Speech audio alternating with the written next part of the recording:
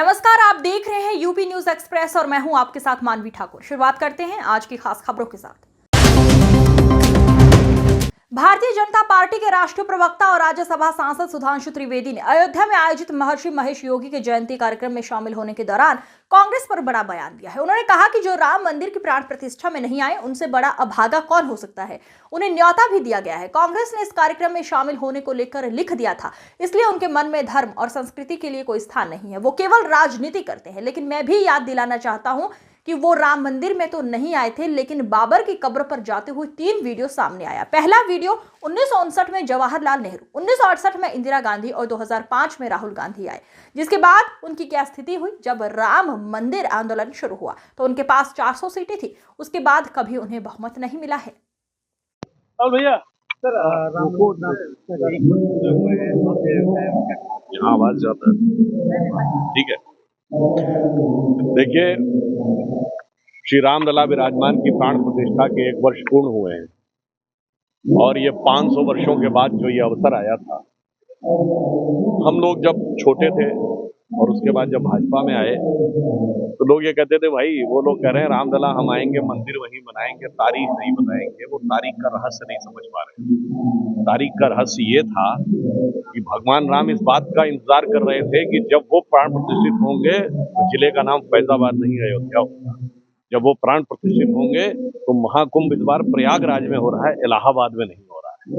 और वो इस बात की प्रतीक्षा कर रहे थे कि इस देश में एक कर्म योगी प्रधानमंत्री आएगा और इस उत्तर प्रदेश में एक योगी मुख्यमंत्री आएगा और उसके उपरांत ये देश उस स्थिति में पहुंचेगा कि भगवान राम सिर्फ अपने ही मंदिर में आवास में नहीं पहुंचे। 4 करोड़ गरीबों को आवास देने के बाद, 11 करोड़ से अधिक लोगों के नल से जल पहुंचाने के बाद, करोड़ों लोगों के घर में शौचालय पहुंचाने के बाद, भारत को 5वीं बड़ी अर्थव्यवस्था बनाने के बाद आए, अर्थात विश्व में इतना बड़ा परिवर्तन होने के बाद।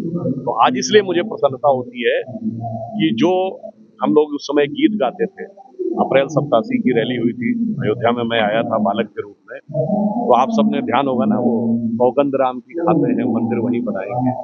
तो हम आज की स्थिति के लिए कह सकते हैं कि जन जन के मन में राम रमे और प्राण प्राण में सीता है। हर हृदय की धड़कन रामायण पग पग पर बनी पुनीता है।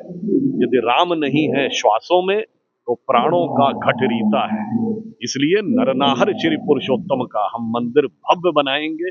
सौगंध राम की खाते हैं, हम मंदिर वहीं बनाएंगे। आज देखिए, प्रभु कृपा से वो सौगंध पूर्ण हुई है और संपूर्ण भारत के लिए क्या कल्याण लेकर आगे उठी है। और इतना ही नहीं, संपूर्ण विश्व का कल्याण करने के लिए आगे उठी है। आज इंटरनेशनल मॉनेटरी फंड की चीफ क्रिस्टिना जॉर्जिवा कहती है कि नेक्स्ट ईयर भारत दुनिया में सबसे ज्यादा ग्रोथ में कंट्रीब्यूट करने वाला देश, 15% ग्रोथ के साथ वर्ल्ड का ग्रोथ इंजन बनने वाला है। इसलिए जो प्रश्न उठाते थे उन्हें राम की लीला को समझना नहीं। मुझे लगता है जो राम मंदिर की प्राण प्रतिष्ठा में नहीं आए उनसे बड़ा अभागा कौन हो सकता है। उन्हें न्योता दिया गया। अरे, आपको अगर अपने घर में बुलाया जाता है, आपको कोई अपनी बेटी की शादी में बुलाता, आप जाए ना जाए अलग बात, आप लिख के देते कि नहीं जाएंगे। कांग्रेस ने लिख के दिया नहीं जाएंगे, तो उनके मन का भाव बहुत स्पष्ट हो जाता है। इसलिए उनके मन में न धर्म और संस्कृति के लिए कोई स्थान नहीं है। वो केवल और केवल राजनीति है। और इसीलिए मैं ये भी याद दिलाना चाहता हूँ, वो राम मंदिर में तो नहीं आए थे। बाबर की कब्र पे उनकी 3 पीढ़ियों ने जाके सजदा किया है। 1959 में जवाहरलाल नेहरू, 1968 में इंदिरा गांधी और 2005 में राहुल गांधी अलॉन्ग विद मनमोहन सिंह। इसीलिए उनकी क्या स्थिति हुई, जब राम मंदिर आंदोलन शुरू हुआ 400 सीटें थी और अब उसके बाद कभी बहुमत नहीं मिला है उस पार्टी को। क्योंकि भगवान राम के लिए कहा गया है कि जब तुलसीदास जी से पूछा था ना मीराबाई ने कि मैं क्या करूं, मेरे घर के लोग, मेरे परिवार के लोग और मेरे राज्य के व्यवस्था कह रही है कि भगवान को छोड़ दो, तो तुलसीदास जी ने क्या कहा था, जाके प्रिय न राम वैदेही तजिए ताहि कोटि बैरी यद्यपि परम सत्य। तो देश की जनता ने यही दिखा दिया है।